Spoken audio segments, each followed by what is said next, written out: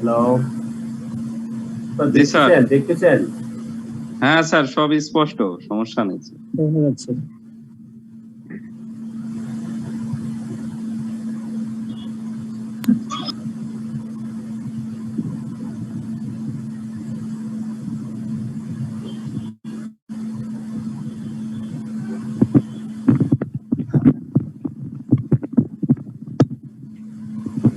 Sir Taleb sir, হ্যাঁ তালেব আমাকে course করো হ্যাঁ করছি তো স্যার, আপনাকে হ্যাঁ যে নেটওয়ার্কের সমস্যা করছে, কোর্স তো বন্ধ হয়ে গেছে আমার। ও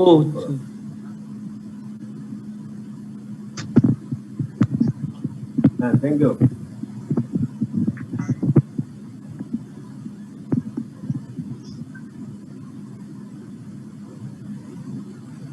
Okay, my dear friends, good morning to everyone. This is the makeup class. Last Monday, we are not able to continue our class as our time frame is very limited.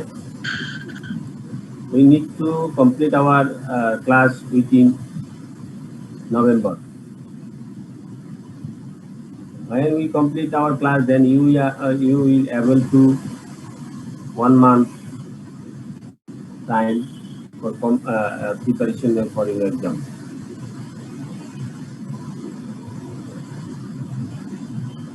যেহেতু আপনাদের class আসলে এই বছর একটু লেটে শুরু হয়েছে, সেই জন্য আসলে এই প্রবলেম।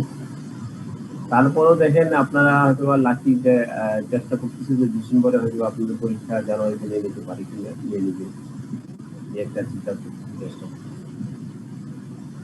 গত বছর তো এরকম হয়েছে যে গত বছর যারা ছিল তারা ফার্স্ট প্যান্ডামিকের কারণে তারা কিন্তু এখনো পরীক্ষা দিতে পারে নাই। তাদের ক্লাস সিস্টেমটাও কিন্তু এরকম ছিল যে দেখা গেছে যে প্রতিদিন ক্লাস নিতে হচ্ছে। তাদেরকে লাস্টে এমনভাবে দেওয়া হয়েছে ক্লাস পুরো প্রতিদিন। আমার সাবজেক্টের লাস্টে কি হলো যে আমার নির্দিষ্ট টাইমের ভিতরে শেষ করতে পারি নাই, পরবর্তীতে প্রতিদিনই ক্লাস নিতে হচ্ছে। আসলে এই কারণেই আজকের এই মেকআপ ক্লাসটা নেওয়ার উদ্দেশ্য, আর কোনো উদ্দেশ্য না।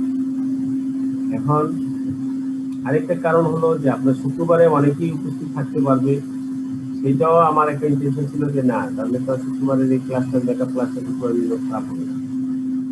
সব মিলে দেখলাম যে ভালোই হলো, তবে নদীতে সক্রিয় হয়ে গেল, যার জন্য মনে হয় আজকে পার্টিসিপেন্ট অনেক কম, সবাই ঘুমাইতেছে, অনেকেই খবর পাইনি এলাম। যাক দিয়ে আমরা আমাদের কাজগুলো আমরা করবো, যারা কন্টিনিউশন থাকে তারাই আসলে কন্টিনিউটি হবে, না কিছু করার নেই। আমরা লাস্ট ক্লাসে আমরা যেটা আলোচনা করছি, একদিন বলেন লাস্ট ক্লাসে আমরা কি বলছি, কি পড়াইছি?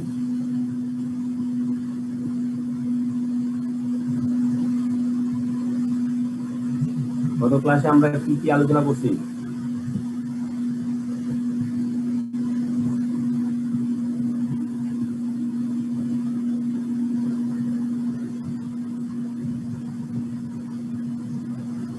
লাস্ট ক্লাসে আমরা কি আলোচনা করছি একদিন বলেন?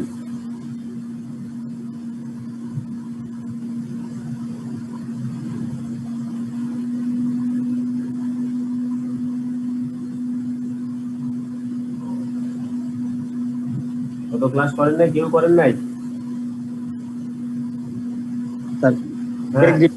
অফার, হ্যাঁ, অ্যাকসেপ্টেন্স, কনসিডারেশন। আমরা ডিসকাস করতে হচ্ছে এসেনশিয়াল এলিমেন্টসগুলা এলাবোরেটলি করছি। হ্যাঁ, এলাবোরেটের এসেনশিয়াল ফার্স্ট এলিমেন্ট হচ্ছে এগ্রিমেন্টের আবার একটা পয়েন্ট, একটা হচ্ছে offer and acceptance. Offer acceptance. তাহলে আমরা ফার্স্ট বলছি অফার। তাহলে অফার কি? Offer is one kind of propose. হ্যাঁ, আমরা যা আলোচনা করছি এর ভিতরে কিছু বলেন। স্যার অফার একটা ডেফিনেট আর আনইকুইভোকাল আর কি স্যার স্টেটমেন্ট অফ উইলিংনেস। অফারটা বলতে চাচ্ছে যে এরকম যে আমি একটা নির্দিষ্ট এবং দ্ব্যর্থহীন আর কি এরকম কোনো বিবৃতি অথবা বক্তব্য যেটা আমার সদিচ্ছায় অন্য কাউকে জানানো, এরকম একটা বিষয়। হ্যাঁ, এবং অফারটা an offer is a definite and unequivocal statement of willingness আর কি অন্য কাউকে জানানো, আমার নিজের ইচ্ছায় অন্য কাউকে কোনো বিষয়ে প্রস্তাব জানানো, বিষয়টা এরকমই স্যার। Offer may be a particular person, person, হ্যাঁ sir, a that may group be of particular person, person.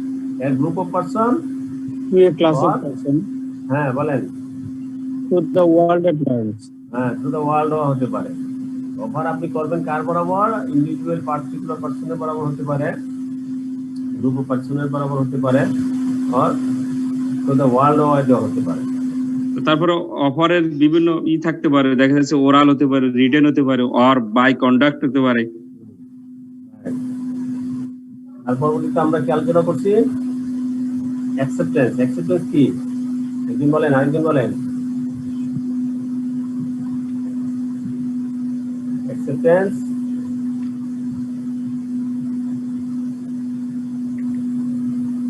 Sir, acceptance completes the contracts while the offer is still open. Acceptance must be absolute and unconditional or unqualified. Right. Acceptance is the unqualified and unconditional assent to all the terms of the offer. অর্থাৎ সমস্ত অফারের offer যতগুলো terms condition প্রতি থাকবে, যে শর্তহীন এবং sir, hello হ্যাঁ বলেন। স্যার, অ্যাকসেপ্টেন্স বলতে বলতে স্বীকৃতিটা স্যার এটা আনকোয়ালিফাইড আর আনকন্ডিশনাল। অর্থাৎ স্যার এখানে আনকন্ডিশনাল বলতে শর্তহীন বুঝতে নাকি স্যার? শর্তহীন কোন সম্মতি এরকম সম্মতি হবে না। To all the terms of the offer, ওই অফারের সমস্ত, মানে সে যে অফারটা দিছে সেই অফারের শর্তটা আমাকে শর্তহীন ভাবে মেনে নিতে হবে, মানে এটা অ্যাকসেপ্টেন্সটা এরকম। দেখা যাচ্ছে স্যার আমি 5,000 টাকার অফার দিলাম, আমি বললাম 4,000 টাকা হবে, that is not আপনার acceptance, এটা counter acceptance, counter offer, another offer, হ্যাঁ counter offer, counter counter offer. Offer. হ্যাঁ জি স্যার, ওকে, এদের বলছে স্যার। হ্যাঁ দেন আমরা কি আলোচনা করছি? অফার এন্ড অ্যাকসেপ্টেন্সের পরে আরেকদিন বলেন। Consideration, sir. Then consideration. Consideration must be two-sided affair. কনসিডারটা হতে হবে দুই পক্ষ, একটা পক্ষ থাকবে তিনি অফার করবে, আরেকজন অফার রিসিভ করবে। Consideration or object of an agreement in lawful, এবং সেটা অবশ্যই লফুল থেকে হতে হবে। আর কিছু কিছু এর ব্যতিক্রম যেটা it is prohibited by law or is of such a nature that it is permitted, it would differ the privileges of law. For এটা আবার and last the court regard it is immoral or oppose this public policy.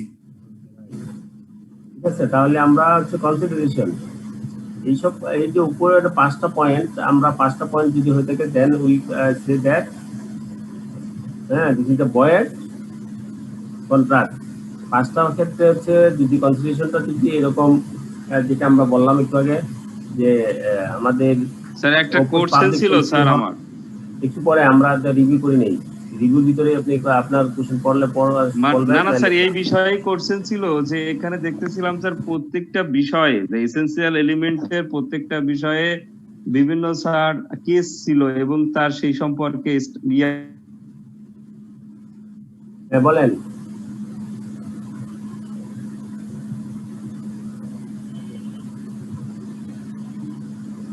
বলেন আপনি কথা বলতেছিলেন, বলেন। হ্যাঁ ওখানে মনে হয় স্যার নেটের প্রবলেম হতে পারে মেবি। ঠিক আছে, তাহলে আমরা exception of consideration, no consideration no contract. ঠিক আছে, কনসিডারেশন ছাড়া কোনো কন্ট্রাক্ট হয় না। ঠিক আছে, এটার একটা এক্সেপশন আমরা আলোচনা করছি, এটা একজন বলেন তো। No exception of the statement no consideration no contract. Sir ওই যে তিনটা কনসিডারেশনের কথা, একটা হচ্ছে nature of love and exception of no consideration, contract will be valid. হ্যাঁ, দ্য পয়েন্টস আর এই পয়েন্টসগুলো কোন কোন ক্ষেত্রে হবে বলেন।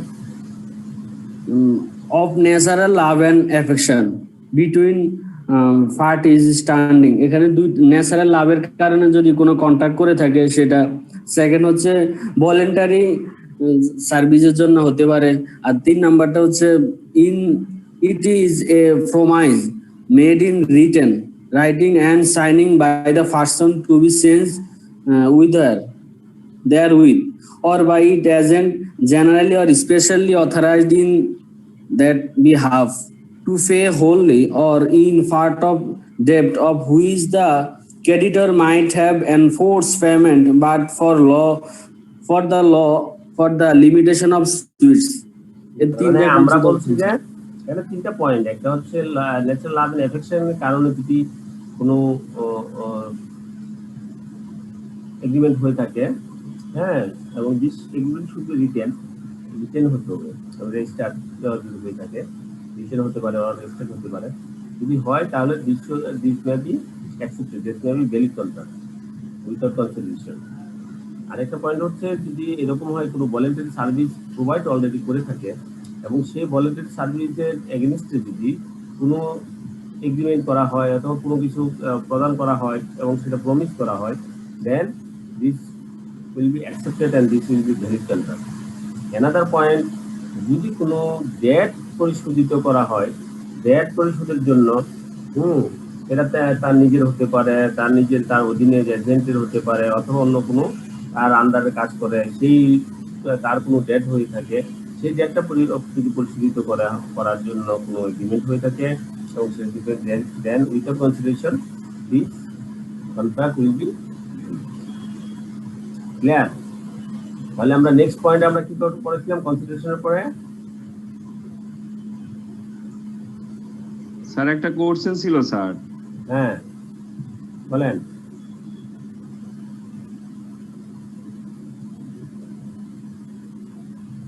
বলেন।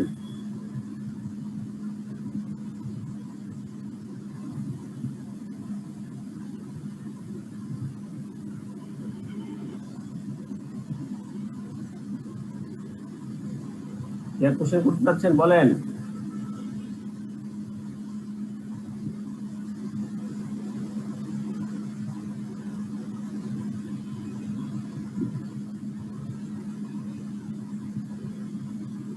দেন আমরা নেক্সট পয়েন্ট আমাদের কি ছিল? intention to create হ্যাঁ intention to create legal relations and হ্যাঁ এরপর হচ্ছে mixed relationship, হ্যাঁ then হচ্ছে void and voidable and void এগুলো আজকে পড়াবো। হ্যাঁ, এর আগে আমরা আর কি আলোচনা করছি? এসেনশিয়াল এলিমেন্টস গুলো বলেন, 6টা এলিমেন্টস গুলো বলেন, কি এসেনশিয়াল এলিমেন্টস গুলো কি কি?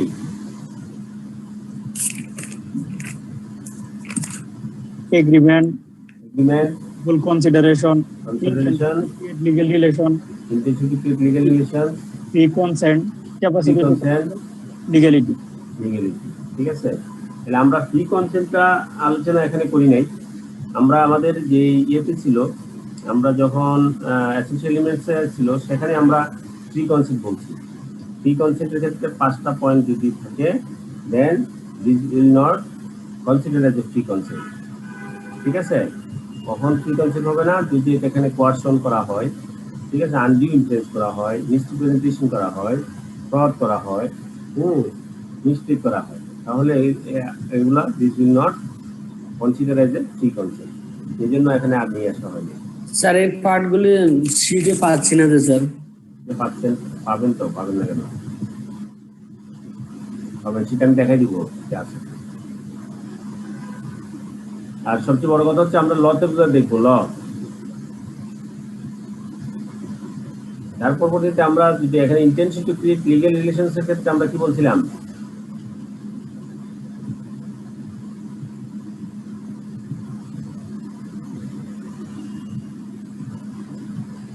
বলেন, intention to create legal relations এর ক্ষেত্রে কি বলছিলাম?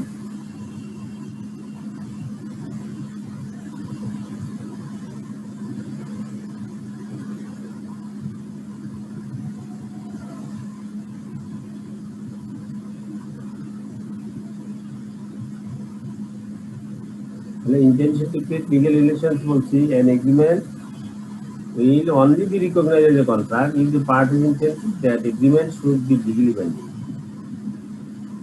Legally binding মানে হচ্ছে যদি এটা কি না হয়, পাবলিক পলিসি এগেইনস্ট না হয়, with agreements of friendly social, আমরা বন্ধু বান্ধব মিলে আমরা কোনো একটা পার্টি করব, একটা মিলে খাবো, this will not create a legal relation. Husband wife মিলে বাসার কাজগুলো তারা কিভাবে হাউসকিপিং করবে এটা তাদের ভিতরে কন্ট্রাক্ট করলো, this is not create legal relation. So this will not consider as a contract.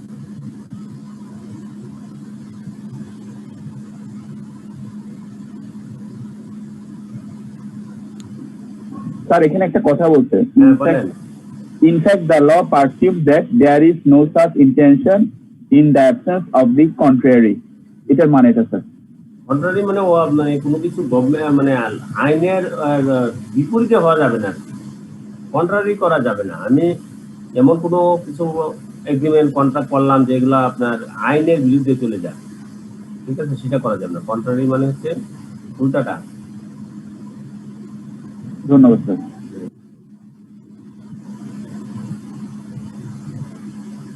কে যেন কি কোশ্চেন করতেছিলেন, আপনি কোশ্চেনটা করতে পারেন নাই। আমি বুঝতে পারছি আপনি যেটা বলতেছিলেন যে প্রতিটা যে আপনার এলিমেন্টস আছে, এলিমেন্টসের সাথে কি আছে আপনার এক্সাম্পল আছে, সেই এক্সাম্পলগুলো আমরা এখানে আলোচনা করতেছিলাম। আসলে আমরা কন্ট্রাক্ট যখন আমরা ইলাবোরেটলি দেখবো তখন আমরা দেখবো আসলে এগুলা সবগুলো বলা সম্ভব না, কিন্তু আমরা কিন্তু প্রতিটারই এক্সাম্পল বলতেছি। আপনি যখন ক্লিয়ার হবেন না তখনই আমরা এক্সাম্পলগুলো বলতেছি। আর এই এক্সাম্পলগুলা বাসা থেকে আপনার যেটা কন্ট্রাক্ট অ্যাক্টে আছে সেগুলো আপনারা সবগুলোই একটু করে দেখবেন আপনার, এবং আমার যে এক্সাম্পলগুলো দিলাম সেগুলো খেয়াল রাখবেন। তাহলে আলটিমেটলি আপনার যে কেস স্টাডি যখন আসবে তখন আপনার এগুলোই কেস স্টাডি, এগুলোই কেস স্টাডি। যেমন আমি বলছিলাম যে একজন ভাড়াটিয়া সে দুইটা কন্ট্রাক্ট করলো, দুইটা এগ্রিমেন্ট করলো, হ্যাঁ, কিসের জন্য? Due to avoidance of legal tax, due to avoidance of city corporation tax, হ্যাঁ, due to avoidance of income tax.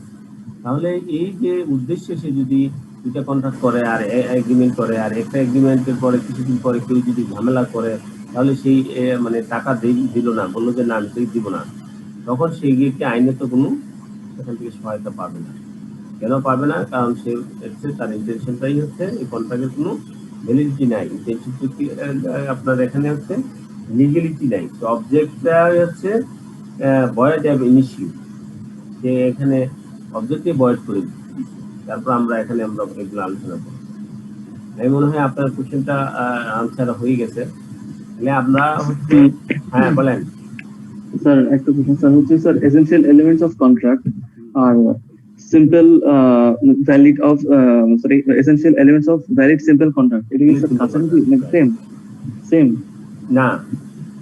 Same আপনার হচ্ছে এসেনশিয়াল আমরা যেটা এখানে আলোচনা করতেছি this are only for simple means হচ্ছে আমরা ইন জেনারেল, এখানে সিম্পল মিনস হচ্ছে ইন জেনারেল কন্ট্রাক্টের ক্ষেত্রে হচ্ছে এটা। আপনার এক্সেপশন আপনার আছে, যেমন কিছু ফর্ম অফ কন্ট্রাক্ট আমরা আলোচনা করছি গত ক্লাসে।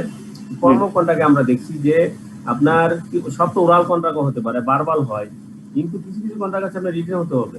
আবার কিছু কন্ট্রাক্ট বলতেছি শুধু রিটেন হলে হবে না, this should be registered, this should be registered. তাহলে আপনি যে ছয়টা যে কন্ডিশন আপনার এসেনশিয়াল এলিমেন্ট বলছি, এই ছয়টা এসেনশিয়াল এলিমেন্ট হচ্ছে ইন জেনারেল, একেবারে প্রিলিমিনারি। হ্যাঁ, এই জন্য এখানে বলা হচ্ছে আমরা হচ্ছে সিম্পল কন্ট্রাক্ট।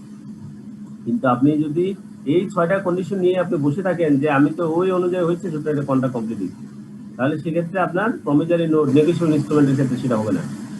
আপনি যখন দলিল করবেন দলিলের ক্ষেত্রে হবে না যদি এটা আপনি রেজিস্টার না করেন। ক্লিয়ার?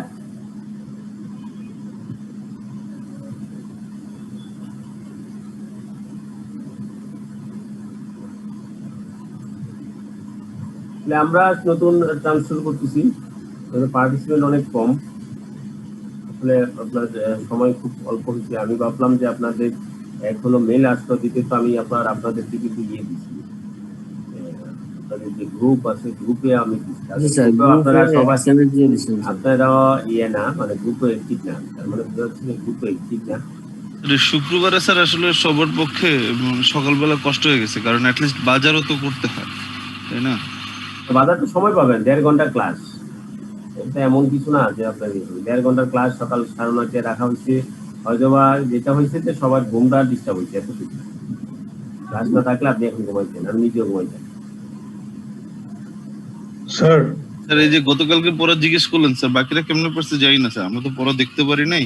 কেন পারেন নাই? কেন পারেন নাই? আপনি যদি পড়া বা আমরা ক্লাস নিচ্ছি হচ্ছে গত বুধবারে, ঠিক আছে, বুধবারে। এখন আপনি যদি পড়ার ইন্টেনশন থাকে তাহলে আর আপনি পড়া পারেন না। আমার চাকরি বাকরি করে বৃহস্পতিবারে তো ক্লাস স্যার। বুধবারে ক্লাস ছিল আমার। এই তো স্যার এমনি তো আবার তো স্যার আমাদের তো 6 দিনই ক্লাস স্যার। 6 দিনই ক্লাস। আপনি হয়তো এখন সিচুয়েশনটা আপনি মনে করতেছেন আপনি চাকরি বাকরি করে তো পড়াশোনা এইভাবেই করতে হবে, প্রেশার নিয়েই করতে হবে। আপনি যদি বাসায় এসে না পড়েন, চাকরি করে এসে যে আমি তো চাকরি করে আসে আজকে আমি টায়ার্ড, তাহলে তো হবে না। হ্যাঁ, আমরা এখানে যেটা হয়তো আগে যেটা হয়তো আমরা শুক্র শনিবার শুধু ক্লাস করতাম, ঠিক আছে, শুক্র শনিবারে ক্লাস করতাম। শুক্র সকাল থেকে শুরু হতো রাত্র পর্যন্ত ক্লাস হতো এবং রাত্রে 10টা পর্যন্ত ক্লাস হতো। আবার শনিবার ঠিক সেম কন্ডিশন, শনিবারে সকালের ক্লাসগুলো থাকে না, বিকাল থেকে শুরু হতো 4টা থেকে 3টা থেকে শুরু হতো। শনিবার ক্লাস হলে সমস্যা ছিল না, 5টা দিন স্যার স্টাডি টুকটাক করে করা যেত স্যার, সমস্যা ছিল না।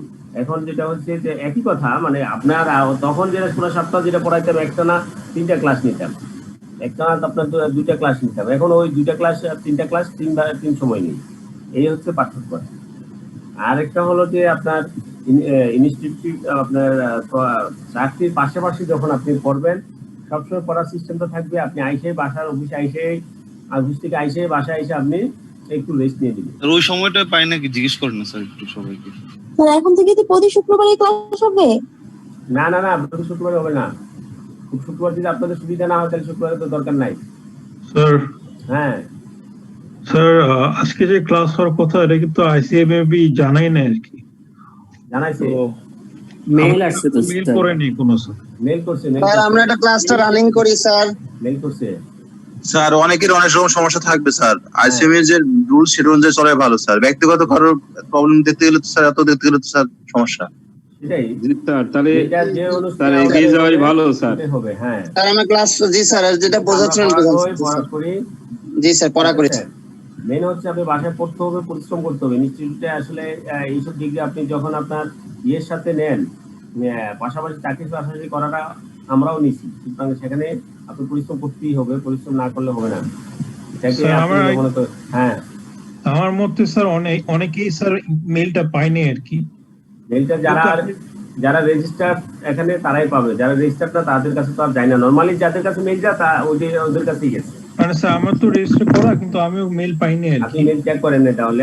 আমি পরে হোয়াটসঅ্যাপে চেক করলাম স্যার, তারপর আপনার মেসেজটা দেখে তারপর জানতে পারছি। আচ্ছা থ্যাংক ইউ। কিন্তু আমার জানা মতে নিশ্চয়ই সবাইকে মেইল করেন। ঠিক আছে, আমরা সামনের দিকে আগাই। আমরা বলছি মিস রিপ্রেজেন্টেশন। মিস রিপ্রেজেন্টেশন মানে হচ্ছে আপনি যেটা যেভাবে থাকা দরকার ছিল, যা প্রেজেন্ট করা দরকার ছিল, আপনি সেটাকেই প্রেজেন্ট করছেন, কিন্তু সেটা তো অন্য ওয়েতে আপনি যথাযথভাবে প্রেজেন্ট করেননি, সেটাকে ভুল ব্যাখ্যা দেওয়া হয়েছে, সত্যকে মিথ্যা বলা হয়েছে, মিথ্যাকে জানা সত্ত্বেও এটাকে সত্য হিসেবে ট্রিট করা হয়েছে। This is called misrepresentation. The positive assertion in a manner not warranted by the information of person making it of that which is not true, which believes it to be true. মানে যদি এমন হয় যে এটা সত্য না, কিন্তু সে এটাকে বিশ্বাস করানোর চেষ্টা করছে, this is to be true, this call mispresentation. or mispresentation বলা হচ্ছে any breach of duty which without an intent to deceive gain।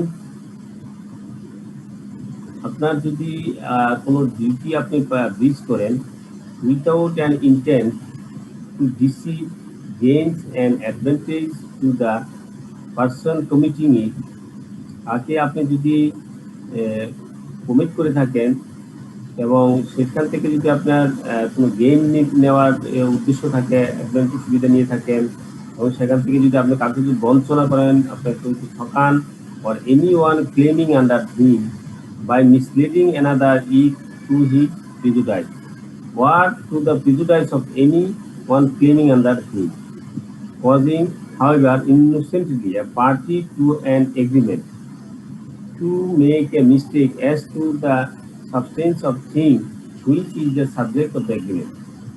অর্থাৎ মিসরিপ্রেজেন্টেশন হচ্ছে মেন হচ্ছে যে আপনি যেটা সত্য না সেটাকে সত্য হিসেবে আপনি কি করেন প্রেজেন্টেশন দিলেন, অথবা আপনি কোনো আপনার যে দায়িত্ব ছিল সেই দায়িত্বটা আপনি অবহেলা করলেন, দায়িত্বটা আপনি ভঙ্গ করলেন। কেন? আপনার হচ্ছে তাকে ঠকাবেন বা তাকে থেকে গেম নিবেন, হ্যাঁ, অন্য আরেকজনের কাছে ক্লেম দিয়ে অন্যকে ক্লেম করিয়ে আপনি সেটা দায়িত্ব থেকে সরে যাবেন। এরকম আপনার ইনফরমেশন গুলা মিসলিড করে দেওয়া, দিস ইজ কল্ড মিসরিপ্রেজেন্টেশন। ঠিক আছে, আমরা জানি মিসরিপ্রেজেন্টেশনের যে ডেফিনেশনটা সেটা যদি আপনি বলেন this is will be enough for misrepresentation.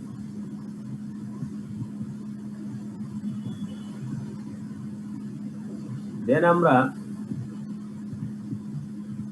দেখবো ভয়েড কন্ট্রাক্ট। আমরা একটু অনেক বলছি যে যদি no consideration a contract will be void. If the consideration is not present, a contract will be void. Consideration if consideration is not legal consideration legally accepted, then contract will be void. তাহলে আমরা void contract আমরা দেখব তিনটা terms: voidable contract, void and initio। তাহলে void contract an agreement not enforceable by law। এটা পরীক্ষা আপনাদের আসতে পারে, হ্যাঁ, এটা কিন্তু আপনি এই পয়েন্টটা ভালো করে ধরে রাখেন। voidable, void and initio agreement। void contract an agreement not enforceable by law is said to be void। একটা এগ্রিমেন্ট যদি আইনের মাধ্যমে এনফোর্সেবল না হয় তখনই তাকে বলা হচ্ছে void। an agreement not enforceable by law is said to be void। যে কোনো এগ্রিমেন্ট যদি সেটা আইনের মাধ্যমে এনফোর্সেবল না হয়, this will be void contract. Void contract is a contract which সিটস to be enforceable by law. মানে ভয়েড কন্ট্রাক্ট হচ্ছে এমন একটা কন্ট্রাক্ট যেটা আইনের মাধ্যমে যে এনফোর্সেবল সেটাই আগের কথাটাই বলছে, সেটাকে কি করে দেয়? সিজ করে দেয়, সেটাকে বন্ধ করে দেয়, সেটাকে মেরে ফেলে, হ্যাঁ, তখন this call void contract. A contract when originally entered into may be valid। মানে ভয়েড কন্ট্রাক্ট হচ্ছে এরকম হতে পারে যখন একটা কন্ট্রাক্ট আপনি করলেন তখন contract may be valid and binding on the party, এবং সেক্ষেত্রে আপনার পার্টিকে বাইন্ডিং করে দেয়। It may absolutely become void. যেমন এমন হতে পারে আপনি যখন কন্ট্রাক্ট করলেন সেটা তখন আপনার ভ্যালিড আছে, কিন্তু আপনি যখন পরবর্তীতে সাবসিকুয়েন্টলি সেটা ভয়েড হয়ে যেতে পারে। যেমন একটা উদাহরণ এখানে দেওয়া আছে: in a country to business entities enter into a contract for লিকুয়ার trade in 1948। ইতিহাস থেকে নেওয়া, সেখানে বলা আছে যে 1948 সালে যে লিকুয়ার ট্রেড হলো সেই কন্ট্রাক্টের দুজন বিজনেসম্যান কন্ট্রাক্ট করলো, হ্যাঁ, তখন যখন কন্ট্রাক্ট করলো the contract was valid at the same time, হ্যাঁ, during a period of contract, this was called valid. However, in 1949, 1949 সালে এসে এক বছর পর ব্যবধানে government came up with a law which prohibited such things। Government বললো যে এইরকম লিকুইড ট্রেড করা যাবে না, ঠিক আছে, যে লিকুইড তারা দিচ্ছে সেটা করা যাবে না। The contract become void thereby. এই জন্য সেখানে কন্ট্রাক্টটা কি হয়ে গেল? ভয়েড হয়ে গেল। তাহলে আমরা বুঝতে পারছি তাহলে এরকম ভয়েড হচ্ছে যখন আপনার আইনের মাধ্যমে এনফোর্সেবল না হয়, this is called void contract. আবার ভয়েড কন্ট্রাক্ট মানে আপনার যখন এগ্রিমেন্ট করেন তখন আপনার ভ্যালিডে থাকতে পারে, পরবর্তীতে এটা ভয়েড হয়ে যেতে পারে। যেমন আমাদের দেশে যদি আপনি বলেন যে আমরা একটা কন্ট্রাক্ট করলাম, গভর্নমেন্ট কি করবো, আমরা চাল ইনপুট করবো, হ্যাঁ, আমরা চাল এখন ইনপুট করার জন্য কন্ট্রাক্ট করলাম, গভর্নমেন্ট কি করলো, এখন চাল ইনপুট হচ্ছে আপনার ভ্যালিড। এক বছর পরে আমাদের দেশে এমন পরিমাণ চাল উৎপাদন হলো, গভর্নমেন্ট বললো কি আপনার আর চাল উৎপাদন করা মানে ইম্পোর্ট করা যাবে না, চাল বাংলাদেশের চাল আমদানি করা নিষিদ্ধ করে দিল। then the contract will be void। আমরা ওই সময় 1 বছর পরে কি বা 1 মাস পরে ভয়েড হয়ে যেত। যেমন পেঁয়াজের ক্ষেত্রে ইন্ডিয়ান সরকার কি করলো, ইন্ডিয়া সরকার আপনার তার দেশের যে এক্সপোর্ট সে এক্সপোর্ট বন্ধ করে দিল। তাহলে বলছি যে আগে যে কন্ট্রাক্ট করলো সে কন্ট্রাক্টগুলো কি গেল, ভয়েড হয়ে গেল। সরকার রাষ্ট্র যখন এটাকে আপনার ইনভ্যালিড করে দেয় তখন আপনার আগের যে কন্ট্রাক্ট সেই কন্ট্রাক্টগুলো ভয়েড হয়ে যায়। ঠিক আছে, তাহলে ভয়েড কন্ট্রাক্ট হলো আপনি আইনের মাধ্যমে যদি এনফোর্সেবল না করা যায় then it's called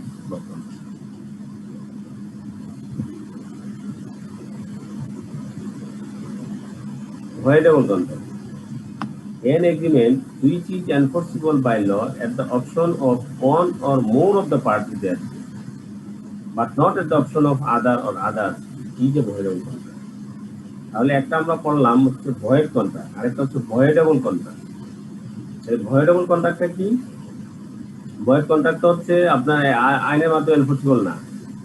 voidable contract হচ্ছে এমন ভাবে যে এখানে যে কন্ট্রাক্টে যদি আমরা নরমালি দুটো পার্টি যদি দুটো পার্টি থাকে, দুইটা সাইড থাকে, তাহলে এক সাইডের হ্যাঁ বা একের দুইয়ের অধিক সাইড পার্টি থাকে, তাহলে একজন অথবা একের অধিক হতে পারে, তাদের ক্ষেত্রে এটা অপশন আছে যে এই কন্ট্রাক্টটা সে কি করতে পারবে, এই মানে কন্ডিশন গুলা সে ভায়োলেট করতে পারে, অথবা কন্ট্রাক্টটাকে সে কি করতে পারে, ইচ্ছা করলে ভেরিস করে দিতে পারে, ইচ্ছা করলে সে এই কন্ট্রাক্ট বাতিল করে দিতে পারে, but not at the option of other or other. কিন্তু অপরপক্ষ যেটি আছেন তার কি থাকে না, সেই ক্ষমতা থাকে না, সেই অপশন দেওয়া নাই, সেইগুলাই কোনো কন্ট্রাক্ট মানে তার কোনো পাওয়ার দেওয়া নেই। তাহলে এটা ওয়ান সাইডের ক্ষেত্রে ইচ্ছা করলেই সেটা কি করতে পারে, আইনের মাধ্যমে হ্যাঁ সে এটা বন্ধ করে দিতে পারে, কিন্তু অন্য পক্ষের ক্ষেত্রে সুযোগটা দেওয়া থাকে না। So this types of contract is called voidable contract. ইচ্ছা করলে এটা কি হয়ে যাবে, ভয়েড হয়ে যাবে, সামনেই এটা ভয়েড হয়ে যেতে পারে। This contract are called voidable contract. ঠিক আছে, তাহলে এই জাতীয় কন্ট্রাক্ট হচ্ছে আপনাকে যদি কেউ যদি মনে করেন যে আমি জোর করে এরকম আপনার সাথে কোয়ারশন করি, আপনার সাথে চাপ প্রেশার ক্রিয়েট করি, বন্দুকের গুলি দিয়ে আপনার কাছে ঠেকিয়ে আপনার সাথে আমি একটু কন্ট্রাক্ট করলাম, তাহলে এই ক্ষেত্রে আপনি যদি ইচ্ছা করেন যে হ্যাঁ আমি যদি এটা জানিয়ে দেন যে এটা আমাকে কোয়ারশন করা হয়েছে, তাহলে this contract will be automatically void contract. এবং যদি জানানোর আগ পর্যন্ত যখন থাকবে আপনাকে জানানো হয় না, দেন this is called voidable contract. ঠিক আছে, an agreement which is enforceable by law at the option of one or more of the parties thereto, but not at the option of other or others, is a voidable contract. However, the contract continues to be good and enforceable unless it is repudiated by the aggrieved party. এখানে যার প্রতি আপনার অবিচার করা হয়েছে, অর্থাৎ যাকে option দেওয়া হয়েছে যে সে মানে জোর করে করা হয়েছে, সেই যে এগ্রিড পার্টি যে এখানে ভুক্তভোগী, সে যদি কোনো কিছু এ নিয়ে না বলে, তাহলে বলার আগ পর্যন্ত এটা কি থাকবে, এটা ভ্যালিড কন্ট্রাক্ট। যখন সে এটা নিয়ে যখন ক্লেম করবে, then this contract will be automatically void contract. তাহলে এটার উদাহরণটা এটা গেল a contract whereby the consent of the promisee has been taken through coercion. This is a voidable contract, as the contract may be repudiated at the option of the promisee. ঠিক আছে, তাহলে আপনার যে প্রমিসি হলো সে যদি তাকে যদি কনসেন্ট নেয়, কোয়ারশন করে চাপ দিয়ে যদি তার সম্মতি নিয়ে থাকে, দেন যদি সেই যে প্রমিসি সে যদি এটার ওপর সে যদি উল্লেখ করে যে না হ্যাঁ আমাকে এরকম চাপ কোয়ারশন ক্রিয়েট করে আমাকে করা হয়েছে, দেন দিস উইল বি ভয়েডেবল কন্ট্রাক্ট। দেন আরেকটা পয়েন্ট আছে, void ab initio contract. The term void ab initio, which means to be treated as invalid from the outset. Invalid from the outset মানে হচ্ছে আমরা আসলে টার্মসটা থেকে আমরা বুঝতে পারতেছি void ab initio, আপনার শুরুতেই সেটা void ab ইনিশিও মানে হচ্ছে আপনার যে মানে beginning, from the very beginning, this is the void contract. তাহলে void ab initio which means to be treated as invalid from the outset comes from adding the latin phrase মানে ab initio যেটা latin phrase থেকে নেওয়া ab initio অর্থ হচ্ছে from the beginning as the qualifier. This means that legally a contract was void as soon as it was created. যেমন আপনার আপনি একটা কন্ট্রাক্ট করলেন একজনকে মেরে ফেলবেন যে তাকে মেরে দিবেন তার বিনিময়ে আপনাকে একটা 5 লক্ষ টাকা দিবে তাহলে এই যে কন্ট্রাক্টটা this is call void ab initio contract এটা আপনার শুরুতেই হচ্ছে সেটা ভয়েড শুরুতেই হচ্ছে ইলিগেল হ্যাঁ তাহলে এই যে আপনি যখন কন্ট্রাক্টের কথাটা শুরু করলেন যখন কন্ট্রাক্ট সাইন করলেন এই সাইন থেকে এটা ভয়েড অ্যাব ইনিশিও আরেকটা বলছি আমরা যে এরকম হতে পারে যে আপনি এখন ট্রেড করতেছেন ট্রেডে যেমন পেঁয়াজের ক্ষেত্রে হ্যাঁ তখন কন্ট্রাক্ট ছিল ভ্যালিড যখন গভর্নমেন্ট ডিসিশন দিয়েছিল তখন হচ্ছে এটা ইনভ্যালিড হয়ে গেল this is called void contract তাহলে এটাও ভয়েড কন্ট্রাক্ট ওইটাও void contract void ab initio কিন্তু একটা হচ্ছে শুরুতেই ভয়েড আরেকটা হচ্ছে যখন গভর্নমেন্ট যখন নতুন করে অথবা অন্য কোনো নতুন কোনো অবস্থা ক্রিয়েট হয়েছে দেন ক্রিয়েট হওয়ার কারণে সে দিস ইজ কল্ড ভয়েড তাহলে contract which is void from the beginning certain contracts are void from the beginning অনেক কন্ট্রাক্ট আছে যেগুলো আপনার কি শুরুতেই এটা ভয়েড থাকে কন্ট্রাক্ট উইথ এ মাইনরের সাথে আপনি কন্ট্রাক্ট করছেন minor would be void ab initio আপনি শুরুতেই সেটা ভয়েড করবেন তাহলে এই ছিল আমাদের এই তিনটা point void contract voidable contract void ab initio contract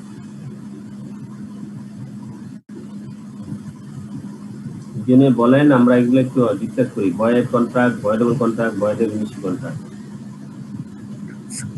void contract is an agreement enforceable by law যেটা আইনের দ্বারা বলবৎযোগ্য সেটা হচ্ছে void contract not enforceable G sir not enforce আইনের দ্বারা বলবৎযোগ্য নয় যেটি আগে ছিল সেটা গ্রহণযোগ্য ছিল বাট গভর্নমেন্টের কোনো পলিসির কারণে যদি চেঞ্জ হয় কোনো কিছু তাহলে সেটা পরে আরো ওটা গ্রহণযোগ্যতা থাকে না সেটা হচ্ছে ভয়েড হতে পারে ভয়েড কন্ট্রাক্ট দুইটাই হতে পারে আপনি যখন কন্ট্রাক্ট করলেন তখনই আপনি ভয়েড অ্যাব ইনিশিও থাকতে পারে ভয়েড অ্যাব ইনিশিও হতে পারে আবার পরবর্তীতে হতে পারে দুইটাই হচ্ছে ভয়েড কন্ট্রাক্ট ক্লিয়ার হ্যাঁ ইয়েস স্যার নেক্সট হচ্ছে voidable contract an agreement which is enforceable by law at the option of one or more of the parties thereto but not at the option of other or others এখানে বলা হচ্ছিল যে voidable contractটা হচ্ছে ইয়া থাকবে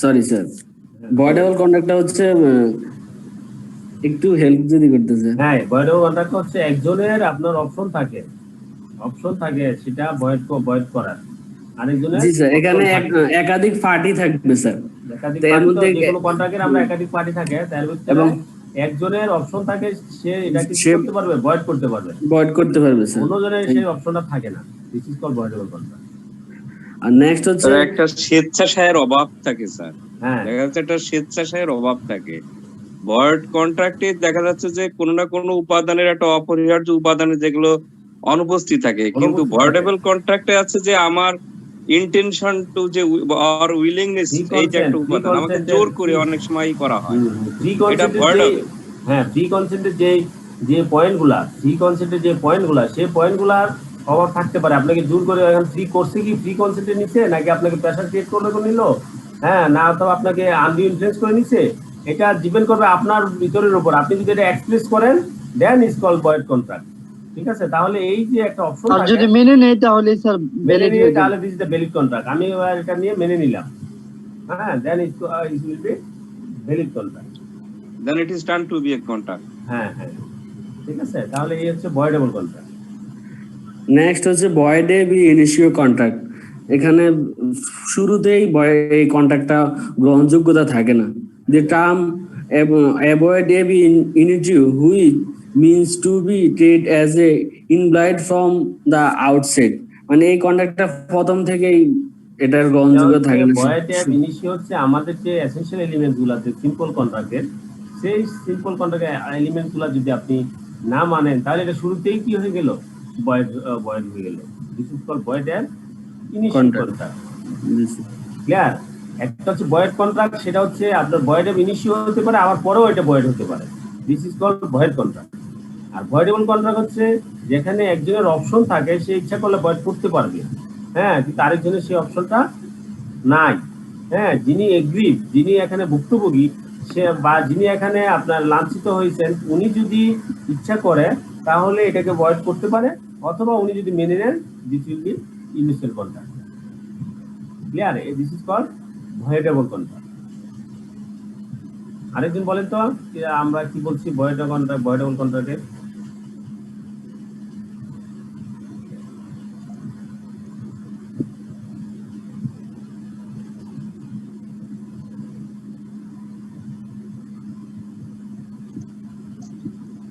Void contract হচ্ছে an agreement is not enforceable by law is said to be void.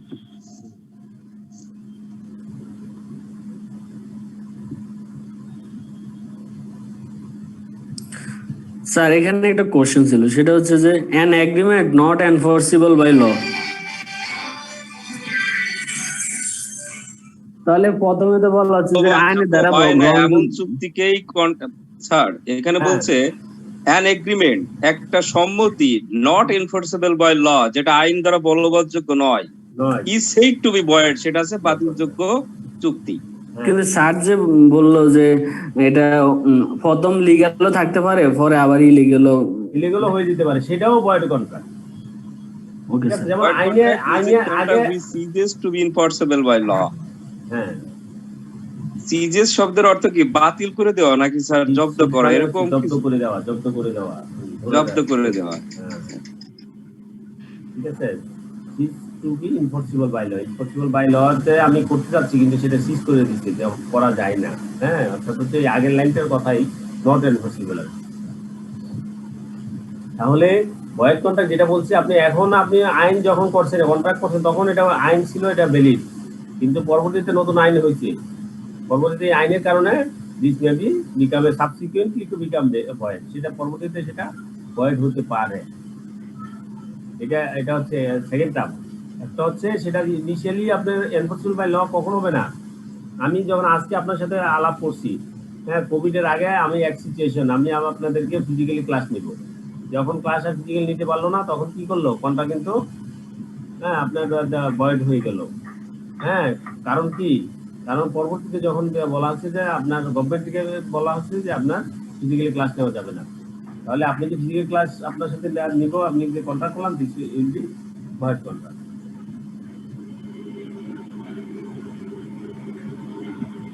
ঠিক আছে, তাহলে আমরা মোটামুটি ভয়েড অ্যাপ ইনিশিউ কি ভয়েড অ্যাপ ইনিশিউটা বুঝছি স্যার? বুঝছি স্যার। হ্যাঁ, তাহলে আমরা সামনের দিকে আগাই।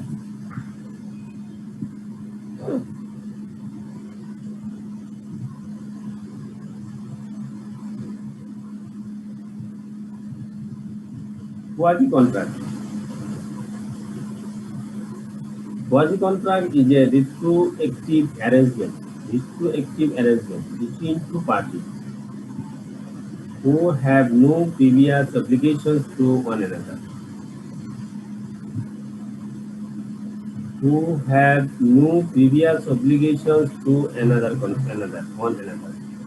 তাহলে কোয়াজি কন্ট্রাক্ট হচ্ছে retroactive arrangement, দুজনের মধ্যে পারস্পরিক একটা আপনার ব্যবস্থা, যেখানে who have no previous obligation to one another, যেখানে আগে থেকে কোনো অব্লিগেশন ছিল না। It is created by a জাজ to correct the circumstances in which one party acquired something at the expense of the other. আসলে কোয়াজি কন্ট্রাক্ট, কোয়াজি মানেই হচ্ছে আমরা যারা বিজনেস গ্রাজুয়েট বা বিজনেস ব্যাকগ্রাউন্ড থেকে আসছেন, অথবা আপনার মানে অনেকেই গ্রাজুয়েট যারা আছেন, তারা অনেকেই হয়তো জেনে থাকতে পারেন। কোয়াজি মানেই হচ্ছে, কোয়াজি মিনস হচ্ছে এটা আসলে 50% মিক্সচার। ঠিক আছে, মিক্সচার, এটা কিছু কিছু বৈশিষ্ট্য সেটা এখানে আসে, আর কিছু কিছু সে বৈশিষ্ট্য সেটা আপনি ফিল আপ করে না। This is call quasi contract. Quasi means হচ্ছে আপনার হচ্ছে মিক্সচার, আপনার না 80% 50% আপনার কাভার দিবে, বাকি 50% কি করে না, কাভার দেয় না। 80% কাভার দেয়, 20% কাভার দেয় না। This is call quasi contract. তাহলে কোয়াজি কন্ট্রাক্টের ক্ষেত্রে কোয়াজি আর কন্ট্রাক্টের ক্ষেত্রে হচ্ছে এটা এরকম যে আপনার দুইজন আপনার সাথে আমার একটা অ্যারেঞ্জমেন্ট হলো, একটা এগ্রিমেন্ট হলো। এই এগ্রিমেন্টটা এমন একটা অবস্থা যেটা আসলে এগ্রিমেন্ট কমপ্লিট হয় নাই, এগ্রিমেন্টটা কমপ্লিট হয় নাই, এবং এটার জন্য আপনি আমি দুইজন পরস্পরকে তখনই কি করতে পারবো না, অব্লিগেশন করতে পারবো না যে আপনি এটা করে দিতে হবে। This to be settle by the court. জাজ, আপনি জাজ যখন আপনার রায় দিবে এর মধ্যে তখন গিয়ে কন্ট্রাক্ট এটা কি হবে, ফুলফিল হবে। Then is called this types of contract is called quasi contract. Quasi is a contract that is created by the court when no such official contract exists between the parties, and there is a dispute with regard to payment for goods or service provided. ঠিক আছে? Courts create quasi contracts to prevent a party from being unjustly enriched or from benefiting from the situation when he does not deserve to do so. এখানে কি বলছে যে আপনার quasi কন্ট্রাক্টটা court create করে দিবে যখন অফিসিয়াল কোনো কন্ট্রাক্টে কিছু না থাকে, এক্সিস্ট না থাকে পার্টিদের মধ্যে, এবং তাদের মধ্যে যখন there is a dispute with regard payment, তাদের মধ্যে কোনো আপনার আগে থেকে অ্যারেঞ্জমেন্ট নাই, কোনো এগ্রিমেন্ট কন্ট্রাক্ট নাই, কিন্তু যখন পেমেন্ট করবে, হ্যাঁ পেমেন্টের সময় গুডসের এবং সার্ভিস যখন পেমেন্ট করবে তখন যদি কোনো ডিসপিউট ক্রিয়েট হয় তখন সেটা কোর্ট পর্যন্ত গড়াইল। And court creates quasi contract to prevent the পার্টিদেরকে আপনার বাঁচানোর জন্য, পার্টিদের প্রতি যথাযথ জাস্টিফিকেশনের জন্য কোর্ট তখন একটা কোয়াজি কন্ট্রাক্ট হিসাবে ক্রিয়েট করবে। And from benefiting from the situation when he does not deserve to do so, এবং সেটা যেটা বেনিফিটটা সে আগে কিন্তু সেটা পাইতো না যদি না সে কোর্ট এখানে জাজ করতো। This is called quasi contract. ঠিক আছে? যেমন আপনার বাসায় আপনি অনলাইনে শপিং এ আপনি অর্ডার করেন, আপনি মাল আসলো, মাল আপনার যেইভাবে পণ্য আপনি বুঝে পাওয়ার পরে আপনি দেখলেন যে এই পণ্য আপনার যেই কাজটা সেই অনুযায়ী আপনি একটা কাজ করতেছে না, অর্থাৎ 80% কাজ করে অথবা ইয়েতে করলো, কিন্তু আপনি কি করলেন, আপনি বলছেন যে আমি 1 টাকাও দিব না, 1 টাকাও দিব না, আমার কোনো কাজও করে নাই। তখন সে বললো যে না আমি তো আপনাকে ঘুষ দিচ্ছি, ফুল ঘুষ দিচ্ছি, আপনি এই যে এই এতগুলা কাজ করবে, আমি তো এইগুলা সবগুলো আপনাকে বলি নাই যে এইগুলা আপনার কনফার্ম করবে। এই নিয়ে মনে করেন যে যখন দুজনের ভিতরে সমস্যা হলো তখন আপনি কোর্টে গেলেন, অ্যান্ড দেন কোর্ট এগুলো শুনে সে একটা ডিসিশন দিল যে হ্যাঁ আপনি 50% অথবা 70% 80% টাকা তাকে দিয়ে দিন। হ্যাঁ, তখন this is called quasi contract. অর্থাৎ কোয়াজি কন্ট্রাক্ট এমন কন্ট্রাক্ট যেটা আপনি কোর্টের ছাড়া আপনি সরাসরি সেটা সেটেল করার পূর্ব থেকে সম্ভব না, কোর্ট এখানে কন্ট্রাক্টটা ক্রিয়েট করবে।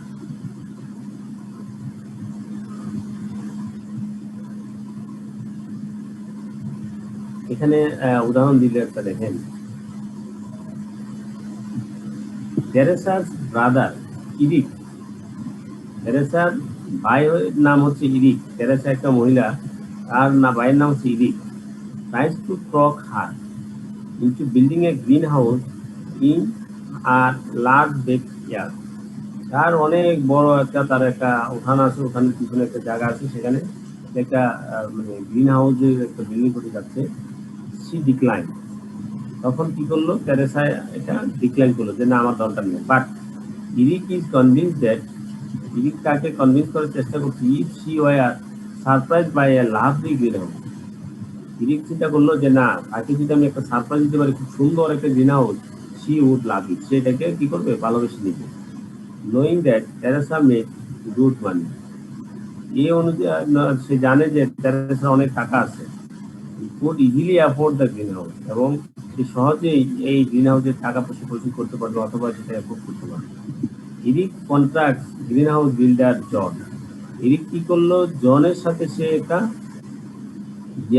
একজন লোক, সে কি করলো, সে গ্রিন হাউস বিল্ড করে দেয়, তার সাথে একটা কন্ট্রাক্ট করলো and arranges to have him erect the structure while his sister is at work on it. তখন সে তার সাথে চুক্তি করলো যে হ্যাঁ তুমি তো তৈরি করে দাও, হ্যাঁ আমার বোন যেহেতু একদিন যখন কাজের বাইরে থাকবে তখন এটাও তৈরি করে দিবে। Teresa is not happy by her brother finishing. এখন এই যে কাজটা করে দিল তেরেসা, তার ভাইয়ের প্রতি এটা কি না, হ্যাপি না, but the did is done. কিন্তু এই যে আপনার জন ইরিকের সাথে যে ডিড করছে, অলরেডি কিন্তু ডিড করলো, চুক্তি করে ফেলছে। Eric had rejected John. Eric কি করলো, জনকে নির্দেশ দিল to bill his sister for the green house, আর বোনের প্রতি মানে গ্রিন হাউসে বিল করা যেটা সেটা বোনের প্রতি মানে প্রেজেন্ট করার জন্য। And that turns out to be the biggest surprise for her. She declines to pay. তখন কি করলো, তেরেসা এটা পেমেন্ট করবে না, সে ডিক্লাইন করছে না। And Eric tells, তখন এরিক বললো জন he cannot afford it. মানে জন তো এরিক তো সে এটা অ্যাফোর্ড করতে পারে না, তার নিজের কোনো তার কি নাই, ক্ষমতা নাই টাকা পয়সা দেওয়া। John is now out. এখন জন তো পড়ছে বিপদে, সে এখানে তখন not only payment his family of his many hours of hard work, but cash for the materials he used. তখন এই আপনার জনকে তখন কোর্টের মাধ্যমে, আসলে কোর্টের মাধ্যমে তখন চাকরি করে দিল যে তাকে যে সে যে পরিশ্রম করলো, পার্সোনাল যে হার্ড ওয়ার্ক করলো, এই যে ঘন্টা ব্যয় করলো, তার জন্য আসলে কোনো পেমেন্টটা দিতে হবে না, শুধুমাত্র দিতে হবে যে ম্যাটেরিয়ালস গুলা ইউজ করছে সেই ম্যাটেরিয়ালস গুলা তাকে ক্যাশ করে। এটা পরবর্তী কোর্ট এখানে রায় দিবে। This is called quality. ঠিক আছে, আগে থেকে আপনার সাথে এই তেরেসার সাথে কোনো কন্ট্রাক্ট ছিল না, কিন্তু যখন বাড়ি তৈরি করে ফেলছে, কিন্তু সেখানে কি করলো, তেরেসার অ্যাফোর্ডও আছে, তার এবিলিটি আছে সেই বাড়ি পেমেন্ট করার, তার বায়ও সৎ উদ্দেশ্য নিয়ে এসে করছিল। পরবর্তীতে দেখা গেল যে না, তাহলে সে তাকে পেমেন্ট করা উচিত, অথবা জন যিনি তার builder she will be fully loser, তাহলে সেটাকে আপনার কাভার দেওয়ার জন্য তখন আপনার রায় দিয়েছে। This is call quality.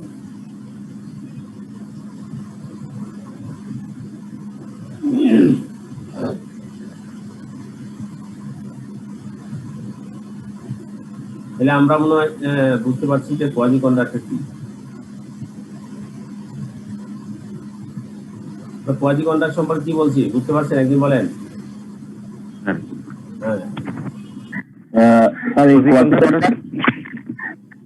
A quasi contract is a retroactive agreement between two parties have no previous obligation to one another. It is created by a judge to correct a circumstance in which one party acquires something at the expense of the other.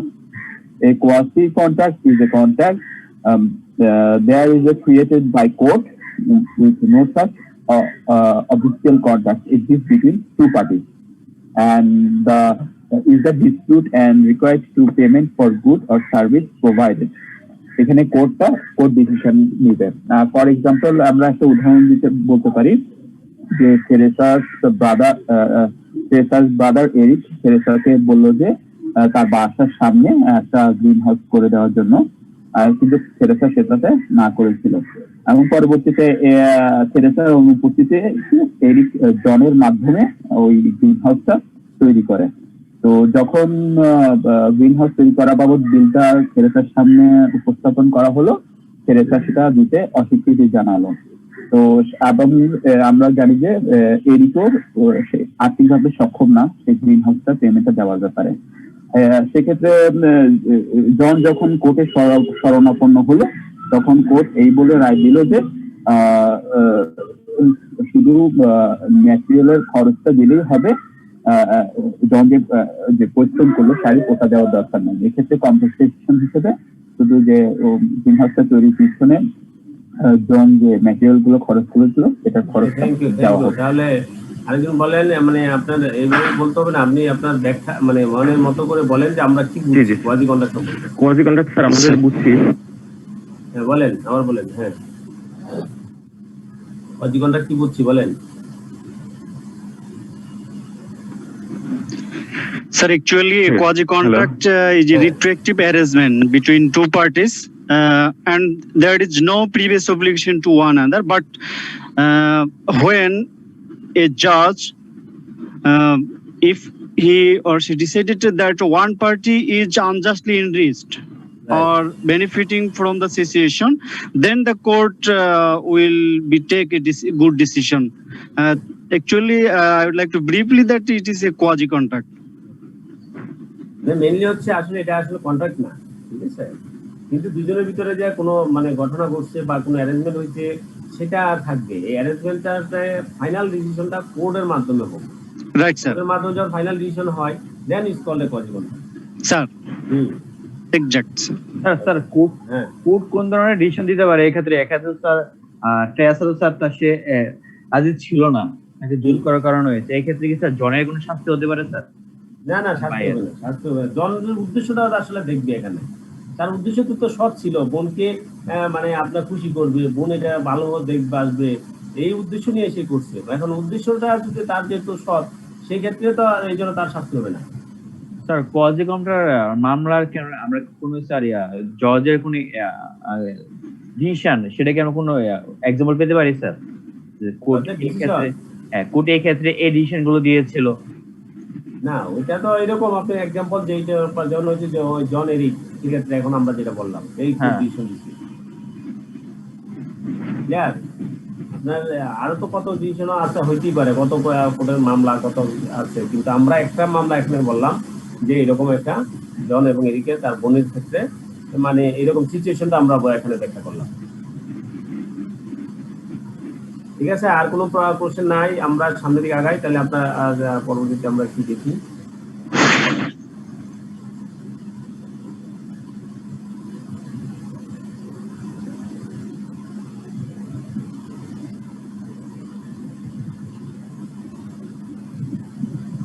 আমরা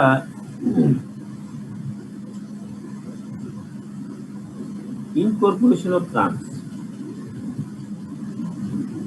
আমাদের যে terms গুলো আছে, contract যখন হয়, কন্ট্রাক্টে অনেকগুলো terms হয়, সেই টার্মস গুলা অনেকগুলা এক্সপ্রেস থাকে, অনেকগুলা ইমপ্লাইড থাকে। আসলে ইনকর্পোরেশন টার্মস বলতে বোঝাবে সবসময় যদি কোনো এক্সপ্রেস টার্মস কোনো ইনকর্পোরেশন করা হয়, ইনকর্পোরেশন মানে নতুন করে যুক্ত করা, ঠিক আছে, যুক্ত করে। The law on the incorporation of express terms may be summarised in single sentence. Express terms may be incorporated by the following. আপনি নতুন করে আপনারা আমার সাথে একটা কন্ট্রাক্ট করলেন, সেই কন্ট্রাক্টে আপনার যে টার্মস ছিল সেই টার্মসে নতুন করে কোনো টার্মস যদি যুক্ত করতে চান, তখন একে বলা হয় ইনকর্পোরেশন অফ টার্মস। যুক্ত করা যেতে পারে কোন ওয়েতে? ওয়েগুলো হচ্ছে নতুন কোনো টার্মস ইনকর্পোরেশন করার মাধ্যম হচ্ছে incorporation by actual notice.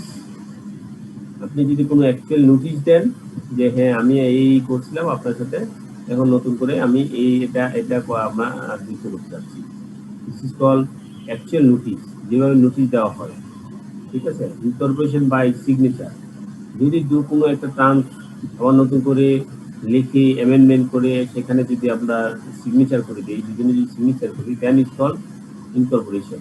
Incorporation by actual notice, actual notice করা দেওয়া হয় এবং নোটিশটা সেটা অ্যাকসেপ্ট করে নেয়, then terms will be incorporated. Incorporation by signature, incorporation by the provision of reasonable notice. হ্যাঁ, আপনার যদি এই রিজনেবল নোটিশ আমরা দিলাম, এই রিজনেবল নোটিশের যদি কোনো প্রভিশন দেওয়া থাকে আগে কন্ট্রাক্টে, তাহলেও সেখানে ইনকর্পোরেশন ট্রান্স করা যেতে পারে। Incorporation by a course of dealing, যদি আপনার এমন হয় যে নতুন একটা টার্মস আসলো, সেই টার্মসটা আমরা দুজনে কি করে নিলাম, কাজটা অলরেডি সম্পাদন করে নিলাম, this is called incorporation by course of dealing. যেন আপনার প্রতিষ্ঠানে আগে 5 ঘন্টা মানে 8 ঘন্টা ডিউটি করতে হতো, আপনি যা কাজ করতে হচ্ছে এখন আপনার 10 ঘন্টা করতে হবে। ঠিক আছে, এখন 10 ঘন্টা কি করলো, আপনাকে সার্কুলেশন করা হলো, আর পরবর্তীতে অথবা সার্কুলেশন ছাড়াও মৌখিকভাবে জানা দিতে পারে, পরবর্তীতে আমরা 10 ঘন্টায় আমরা কি করে নিলাম, কাজ করলাম, তাহলে এটা ডিলিংস হয়ে গেল, কাজটা হয়ে গেল। যখন ডিলিংস হয়ে গেল তখন অটোমেটিক্যালি ট্রান্সফার কি হয়ে গেল, ইনকর্পোরেট হয়ে গেল। আপনার স্যালারি 50,000 টাকা, কোভিডের কারণে আপনার 10,40,000 করা হলো। আপনার স্যালারি 1 লক্ষ টাকা, কোভিডের কারণে 80,000 টাকা করা হলো, এবং আপনি সেটা কি করলেন, আপনি পরবর্তী মাসে আপনি মেনে নিচ্ছেন, আপনি ডিউটি করলেন, আপনি টাকা পাইলেন, then automatically transfer will be incorporated. তাহলে আমরা পাইলাম যে এক্সপ্রেস ট্রান্স ইনকর্পোরেশনের এখানে ওয়াইট আছে 4টা: incorporation by actual notice, incorporation by signature, incorporation by the provision of reasonable notice, incorporation by a course of delay. এখন এক্সপ্রেস টার্মস কি, এগুলো আমরা আগে বলছি, আগে পড়ে বলছি। Express terms, implied terms.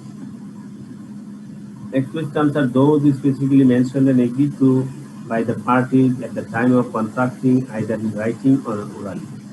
Where the agreement is complicated, involves valuable subject matter, or is to last for a long time, it is more usual for detailed terms to be incorporated in a written document, even though writing may not be required by law.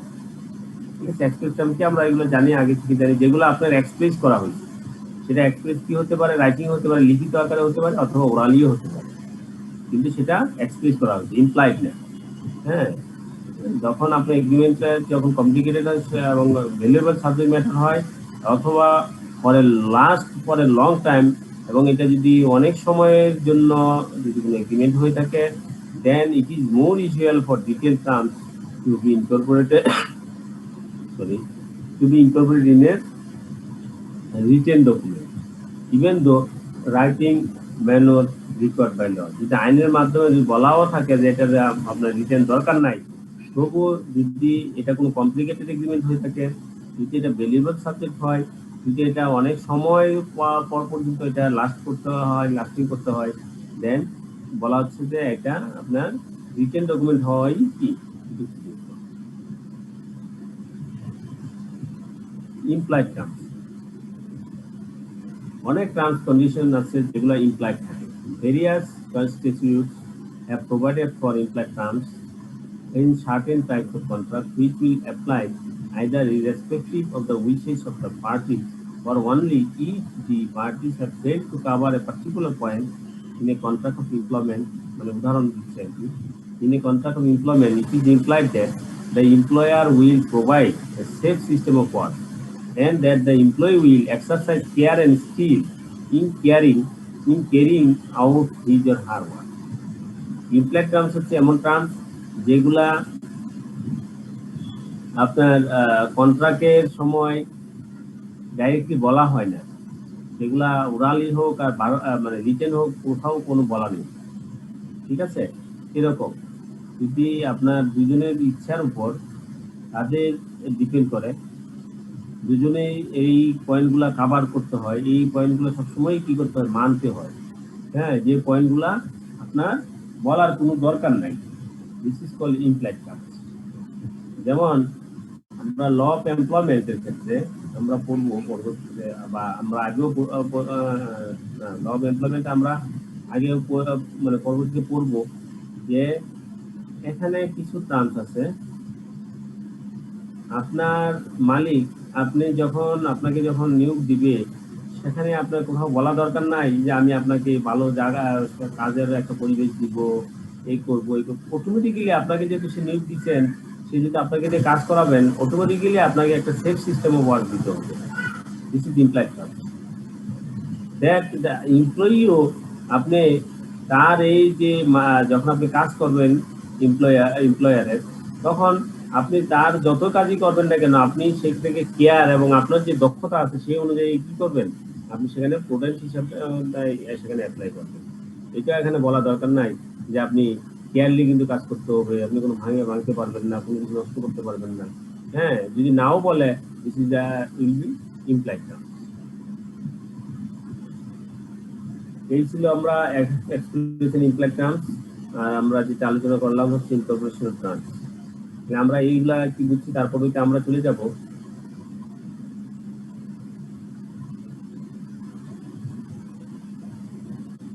এখানে employed টার্মসের ক্ষেত্রে contract of সেলের ক্ষেত্রে আসলে sell of goods act আমরা আসলে এইখানে আমরা চলে যাচ্ছি সেল অফ গুডস অ্যাক্টের দিকে। সেখানেই আসলে ইমপ্লয়েড টার্মসটা বেশি ইউজ হয়। সেল অফ গুডস এর ক্ষেত্রে contract of sale unless the circumstance of contract are such of show a different intention there are, সেখানে ইন্টেনশন থাকে। দেখেন এখানে অনেক কথা বলা আছে। ইমপ্লয়েড কন্ডিশন কি, ওয়ারেন্টি কি, এগুলো আমরা পরে আসতেছি।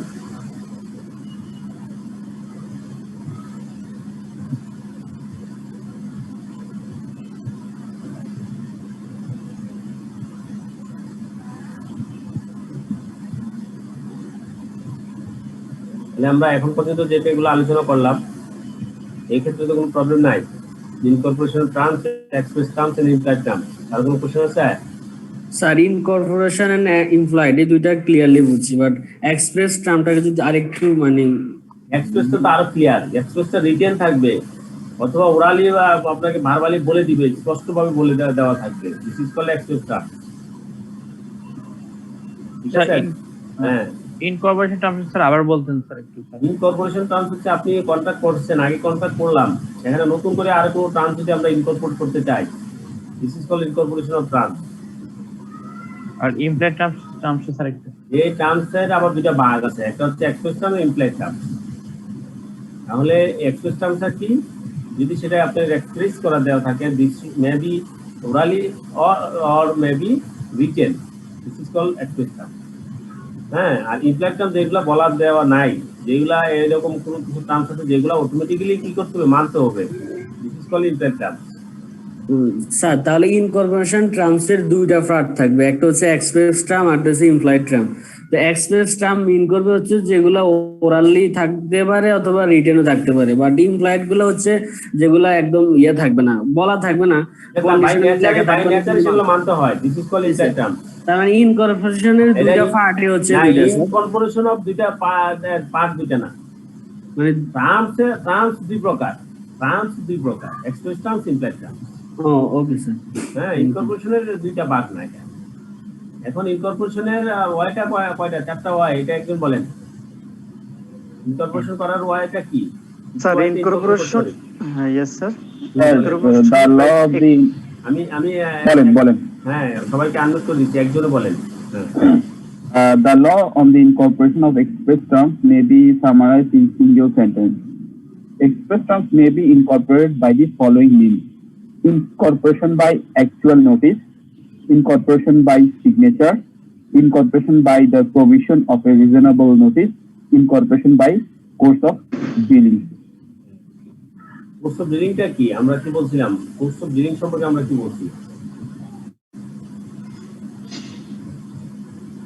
কোর্স মানে যে কোনো একটা অ্যাকশন সম্পাদন করার মাধ্যমে আছে স্যার, যে কোনো একটা অ্যাকশনটা কর্মে পরিণত করা। যেমন আমরা বলছি যে যদি আপনার কাজের সময়, কাজের ঘন্টা 5 ঘন্টা জায়গায় 7 ঘন্টা জায়গায় 8-9 ঘন্টা করা হলো, যদি আমরা এটা মেনে নেই, আমরা যদি এটা মানে 9 ঘন্টায় যদি ডিউটি করি, দেন এই যে automatically terms will be incorporated. This is called actual dealing, this is called dealing. ঠিক আছে? তাহলে এটা আপনি অলরেডি ডিলিংস করে ফেলছেন, দিস ইজ কল্ড ইনকর্পোরেটেড, এবং terms will be automatically incorporated by your course of dealing. Clear? আর একটা এক্সপ্রেস টার্মসের ক্ষেত্রে আমি একটা কথা বলছিলাম, এটা একটু বলেন তো, কি বলছি? একজন বলেন এক্সপ্রেস টার্মের ক্ষেত্রে আমরা কি বলছি? এক্সপ্রেস ইমপ্লয়েড হওয়া যাবে, আবার হ্যাঁ আপনার রিটেনও হতে পারে। এক্সপ্রেস টার্মস কি ওরাল হতে পারে, আবার রিটেনও হতে পারে, ভার্বাল হতে পারে, রিটেনও হতে পারে। এখন রিটেনের ক্ষেত্রে কিন্তু কি বলা আছে, কোনগুলা রিটেনের ক্ষেত্রে যুক্তিযুক্ত? When the agreement is complicated, involves valuable subject matter. Right. আবার আরেকটা পয়েন্ট, 3টা পয়েন্ট।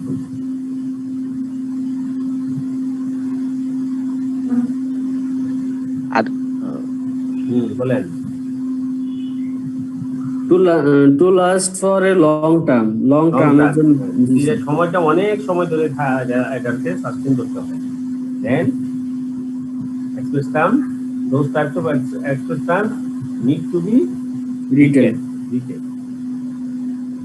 যদিও আইনে অনুযায়ী এটা রিটেন দরকার নাই, কিন্তু এই তিনটা পয়েন্ট যদি আমরা ধরে রাখতে চাই তাহলে দিস শুড বি রিটেন। তাহলে আমরা আরেকটা পয়েন্ট আজকে এখন একটু আলোচনা করব। আমরা নেক্সট ক্লাসে আগামীকালকে 5টায় আমরা যেটা করব সেটা হচ্ছে আমরা কন্ট্রাক্ট অ্যাক্ট 1572 আমরা আলোচনা করব। কন্ট্রাক্ট অ্যাক্ট 1572 ফুললি আমরা যেটা আইনটা আছে একটা আমরা দেখব, ঠিক আছে? যেহেতু এখানে টার্মস আরেকটা টার্মস আসছে সেটা আমরা একটু আলোচনা করি। সেল অফ গুডস অ্যাক্ট 1930, এখানে আমরা থেকে আমরা পাবো এই কথাগুলো, এগুলো সেল অফ গুডস অ্যাক্টের implied terms. In contract of sale, unless the circumstances of the contract are such as to show a different intention, there is an implied condition on the part of the seller that in the case of the sale he has a right to sell the goods, and that in the case of an agreement to sell he will have the right to sell the goods at the time when the property is to pass. মানে আমরা যখন sell of goods act করব তখন sale of goods contract of sale বলতে কি বুঝে? Contract of সেলের ডেফিনিশনটা হচ্ছে এটা। কন্ট্রাক্ট অফ সেলের ডেফিনিশন হচ্ছে যখন সে গুডস সেল করে or intention to agreement to sale, দুইটা, একটা হচ্ছে contract of sale, agreement to sale, দুইটাই থাকে। সেই ক্ষেত্রে ইমপ্লাইড কন্ডিশন হচ্ছে যে যখন সেলারের পয়েন্ট থেকে he has a right to sell the goods, সে এই গুডসটা কি করবে? সেল করবে, এটা সেলারের পয়েন্ট থেকে। আর বায়ারের পয়েন্ট থেকে কাজটা হচ্ছে কি? বায়ার যথাযথভাবে সেইটা পেমেন্ট করবে। This is the implied condition. এটা কন্ডিশন বলার কোনো দরকার নাই যে ভাই আপনি গুডসটা কিন্তু আমার কাছে হ্যান্ড ওভার করবেন, গুডসটা কিন্তু আমাকে দিবেন, অথবা বায়ারের ভিউ পয়েন্ট থেকে আপনি কিন্তু এটা টাকাটা পেমেন্ট করতে হবে। হ্যাঁ, এই কথা বলার কোনো দরকার নেই। অটোমেটিক্যালি এটা হচ্ছে কি? Implied condition. আপনি গুডস দিলে আপনাকে কি করতে হবে? পেমেন্ট করতে হবে। ইমপ্লাইড ওয়ারেন্টি, ওয়ারেন্টি কি, কন্ডিশন কি, আমরা নিচে একটা দেখি। ওয়ারেন্টি এবং কন্ডিশন, এই দেখুন আমরা জানি কন্ডিশন মানে হচ্ছে এটা অনেকে মনে করি যে আসলে টার্মস যেগুলো এগুলো কন্ডিশন।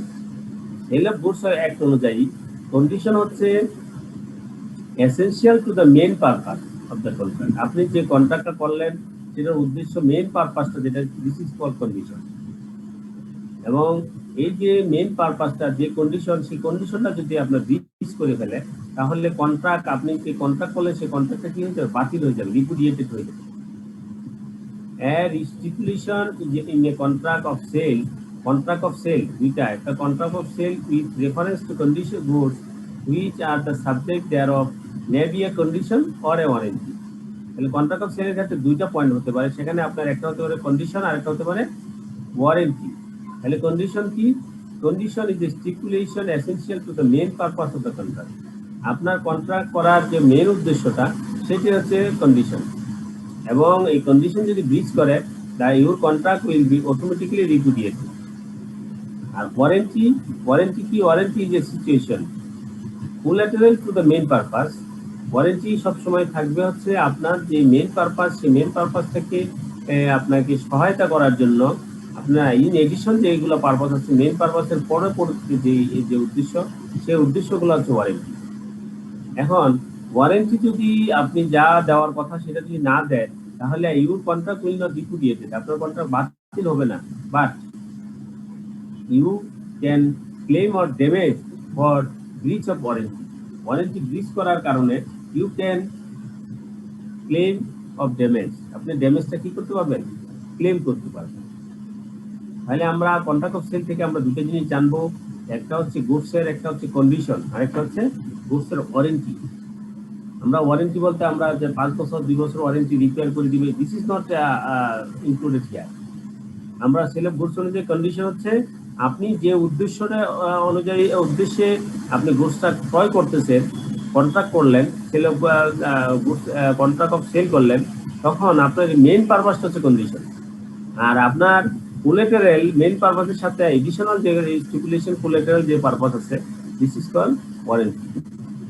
যেমন আপনি যদি একটা গাড়ির উদাহরণ দেন, তাহলে আপনি আমরা মেইন পারপাস কি, আমরা গাড়ি কিনলাম, গাড়ির মেইন পারপাস হচ্ছে এটা যথাযথভাবে করতে হবে, সুন্দরভাবে চলতে হবে, ড্রাইভিং করতে হবে এবং ফুয়েল যথাযথভাবে নিতে হবে। এখন হ্যাঁ, আপনি গাড়ি ক্রয় করার পরে গাড়ির সাথে আরো অনেকগুলো সার্ভিস আছে। যেমন আপনার অডিও ফোন আছে, আপনার এখানে এসির কাজ আছে, আপনার এখানে আউটলুকিং আছে, হ্যাঁ, এইরকম অনেকগুলো আপনার ফ্যাক্টর আছে, গাড়ির অনেকগুলো পয়েন্ট আছে। তাহলে আপনার কোন পয়েন্টটা কন্ডিশন হবে, যে পয়েন্টটার জন্য আপনার উদ্দেশ্য নিয়ে আপনি কাজ করতেছেন, সেই পয়েন্টটা যদি আপনি বিচ করে, সেই পয়েন্টটা যদি আপনি গাড়ি ঠিক মতো চলে না, গাড়ির ফুয়েল ঠিক মতো নেয় না, ফুয়েল বেশি নেয়, হ্যাঁ, কনজাম্পশন বেশি করে ফেলে, তখন আপনার automatically you contract will be repudiated, অর্থাৎ কন্ট্রাক্ট আপনি বাতিল করতে পারবেন, আপনি এই গাড়ি আপনি নিবেন না, গাড়ি ফেরত দিয়ে দিতে পারবেন। কিন্তু আপনি যখন গাড়ি কিনলেন, গাড়ির দেখা গেছে যে আপনার অডিওটা ঠিক মতো আয়সা একদিন পরে এসেই দেখেন যে বা আয়সা দেখেন যে কাজ করতেছে না, ঠিক মতো অডিও বাঁচতেছে না, তখন আপনি এটার জন্য অডিওটা কেন ঠিক মতো দিল না সেটার জন্য আপনি গাড়ি ফেরত দিতে পারেন না। আপনি কি করতে পারবেন, আপনি তার কাছ থেকে অডিওটা কেন হলো না ঠিক করে দিতে পারে, অথবা সেটার জন্য আপনি যে এটা ড্যামেজ তার কাছে টাকা নিতে পারেন, কম দিতে পারেন, হ্যাঁ, আপনি এটার জন্য আপনি এই এত টাকা আপনি কম দিতে হবে, আপনি এটা ঠিক করে দেন না, দিস ইজ কল ওয়ারেন্টি।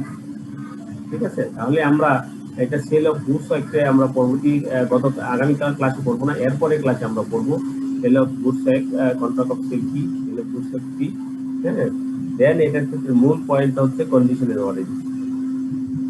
আমরা কন্ডিশন ওয়ারেন্টি ক্ষেত্রে আমরা এটাকে আমরা যা জানতাম সেটা সেই কন্ডিশন সেই কনসেপ্ট এখানে কাজে দিবে না, এখানে কাজ করতে হবে যে সেল অফ গুডস একটা অনুযায়ী কন্ডিশন কি, ওয়ারেন্টি।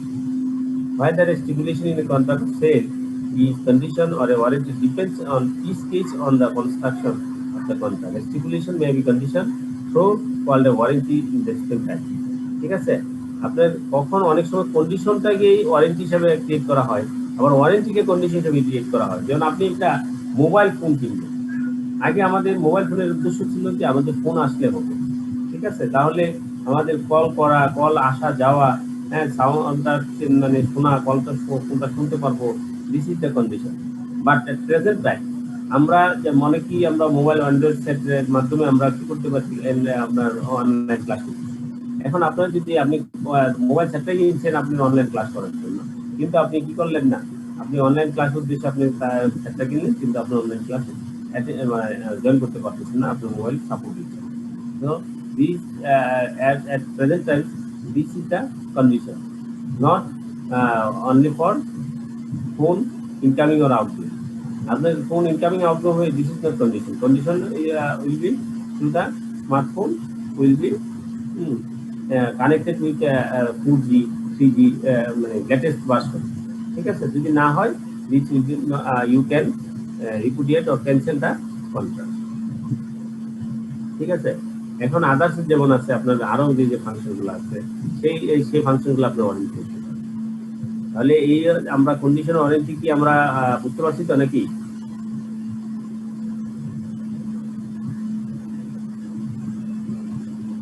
কন্ডিশন এবং ওয়ারেন্টির মধ্যে পার্থক্য কি আমরা বুঝতে পারছি?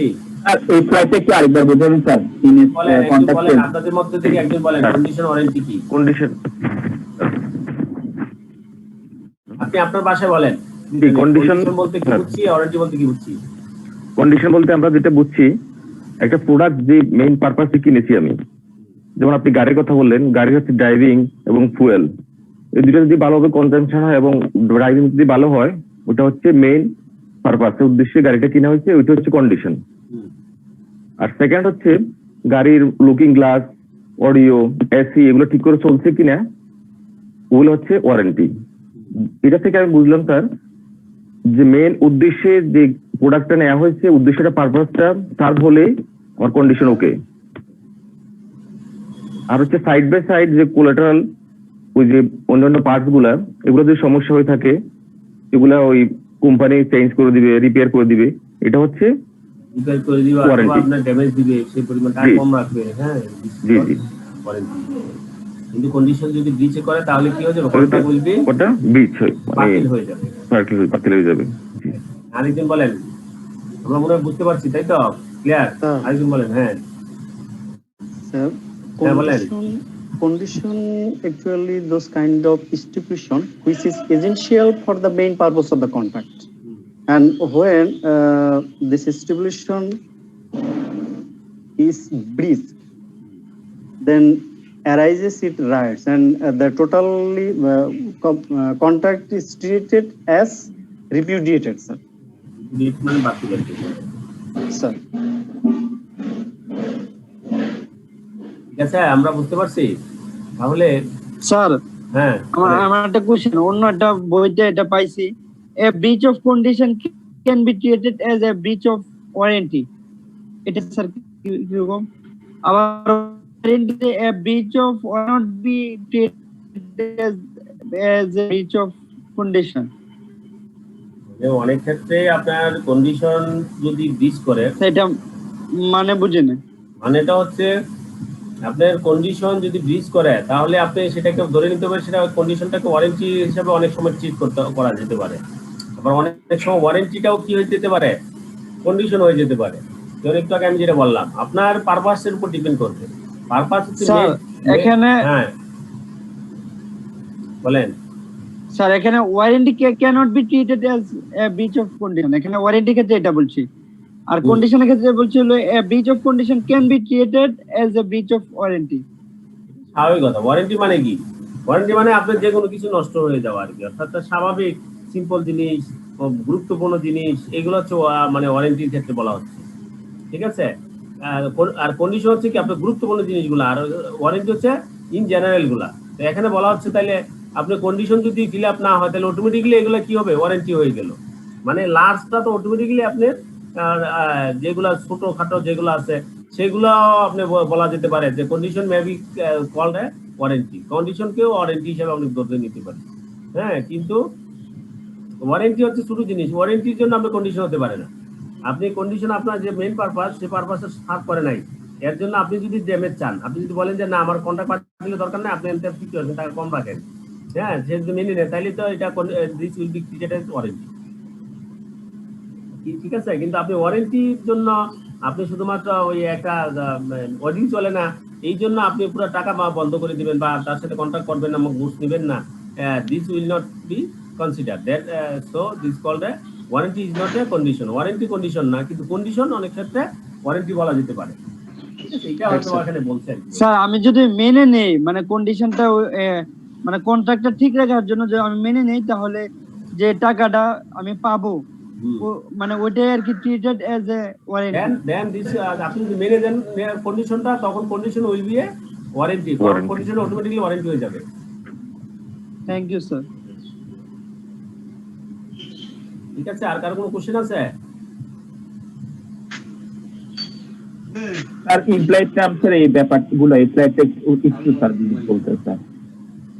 ইমপ্লয়েড টার্মস বলছে যে ইমপ্লয়েড টার্মস মানে কি, আপনার যেই টার্মসগুলো অটোমেটিক্যালি বাস্তবায়ন করতে হবে। ঠিক আছে, এটা বলে লেখার দরকার নাই, যেমন এখন আমরা বলছি কন্ডিশন ওয়ারেন্টির ক্ষেত্রে এরকম ইমপ্লয়েড হতে পারে।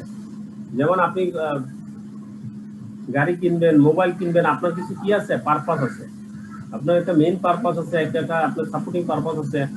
আপনি আপনার বর্তমানে মনে করেন আপনার মোবাইল সেট আছে, আপনার মোবাইল সেট ফোন আসার দরকার নেই, আপনার মূল উদ্দেশ্য হচ্ছে আইসিএমএবি ক্লাস করবেন, এই জন্য আপনি মোবাইল সেট কিনলেন। তাহলে আপনার মেইন পারপাসটা কি? তাহলে এটা হচ্ছে টার্মস, ইমপ্লয়েড টার্মস। আপনার ইমপ্লয়েড টার্মস হচ্ছে আপনার মোবাইলটা কি করতে হবে, অ্যান্ড্রয়েডে এই কাজগুলো করতে হবে।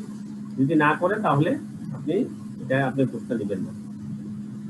হচ্ছে ইমপ্লয়েড টার্ম। ইমপ্লয়েড মানে হচ্ছে যেগুলো আপনার বলা দরকার নাই, কোথাও বলেও নাই, লেখেও নাই, কিন্তু অটোমেটিক্যালি এগুলো মাইনে নিতে হয়। যদি না মানেন তাহলে হবে না। This is called implied term. Sir একটা মানে ওয়ার্ক প্লেসে সেফটি এনশিওর করাটা এটা মানে বলে দিতে হয় না? বলে দিতে হয় না। আপনার যখন এমপ্লয়মেন্টে নিয়োগ করে সেখানে বলতে হয়, সেটা বাই লতেই বলা আছে, সেখানে আপনার অটোমেটিক্যালি সেখানে কি করবে, আপনার সেফটি এনশিওর করতে হবে। জি স্যার, এটা লেবার অ্যাক্টে বলা আছে, জি স্যার, সেখানে আলাদা করে কোনো কন্ডিশনের দরকার নেই, এখানে কোনো টার্মস দেওয়ার দরকার নেই। ঠিক আছে, আর কার কোনো কোশ্চেন আছে?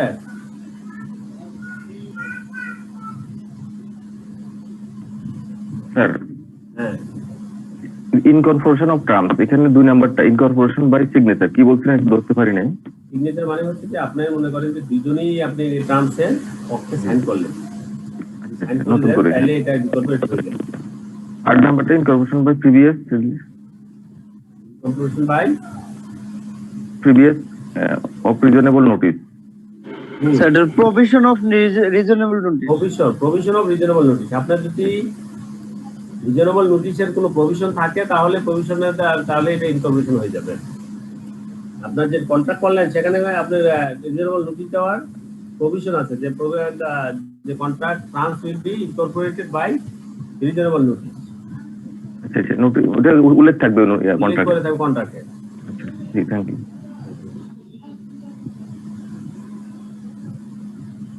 আর কারো কোনো কোশ্চেন আছে? আপনার ছুটির দিনে আপনাদেরকে কষ্ট দিলাম এবং আপনারা অনেকে বিভিন্ন ব্যস্ততা আছেন, অনেকেই জয়েন করতে পারছেন, অনেকে পারেন নাই। তবে জয়েন করার জন্য এবং এই ব্যস্ততার মাঝে যে আপনারা জয়েন করতে পারছেন এর জন্য আপনাদেরকে অনেক অনেক ধন্যবাদ এবং ওয়েলকাম টু ইউ স্যার। আশা করি আমি আসলে আপনাদের দেখলাম আজকে যে শুক্রবারে ক্লাস নিলে আপনাদের অবস্থা কি। আপনারা ক্লেম অনেক প্রকারের ক্লেম করেন। একজন বলেন যে শুক্রবারে ক্লাস হলে স্যার আমাদের ভালো হয়, আমরা অফিসে করে করতে পারি না। একজন বলেন এই কথা, মানে সমস্যা ভ্যারাইটি, হিউম্যান রিসোর্সের প্রবলেম শেষ নেই। মানে আজকে দেখলাম যে আসলে শুক্রবারের ক্লাসে তো আপনার পার্টিসিপেন্ট অনেক কম। জি স্যার, এর উদ্দেশ্য হচ্ছে এরকম 100-র বেশি পার্টিসিপেন্ট থাকে, আজকে অর্ধেকও নাই। তাহলে আপনার দেখা হলো কি কারণটা? এটার মেইন কারণ এটাও হইতে পারে অনেকে আবার এই ইনফরমেশনটা হঠাৎ করে সবকিছু অ্যানাউন্স করা হয়েছে, মেইল না পাইলেও গ্রুপ থেকেও তো দেখতে পারে। স্যার তো হোয়াটসঅ্যাপেও পোস্ট করে দিয়েছেন। অনেকে শুক্রবারে না নেওয়াটাই ভালো। অনেকে গ্রুপে ইনঅ্যাক্টিভ থাকে, এইটাই আর কি। সবাই তো আসলে মানে শুক্রবারে তো অনেকেই এক্সপেক্ট করে না, ওই জন্য ওইভাবে গ্রুপটাও চেক করে না, এই জন্য এটা হচ্ছে। তো ঠিক আছে, তাহলে যদি আমরা নেক্সট যখন আমরা যদি শুক্রবারে আবার ক্লাস করি কখনো, তাহলে সময় পাই, তাহলে আমরা আগে থেকে বলে দিব। আমাদের আগামীকালকে ক্লাস যথাযথ হবে, আপনারা ওই ক্লাসে সবাই থাকবেন এবং আমরা যেটা করবো যে আমরা কন্টাক্ট একটা একটু ইলাবোরেটলি চেষ্টা করবো একটু বলার জন্য। সবাই ভালো থাকবেন। স্যার আসসালামু আলাইকুম। ধন্যবাদ স্যার, ভালো থাকবেন। সময় দেওয়ার জন্য ধন্যবাদ। আসসালামু আলাইকুম। স্যার।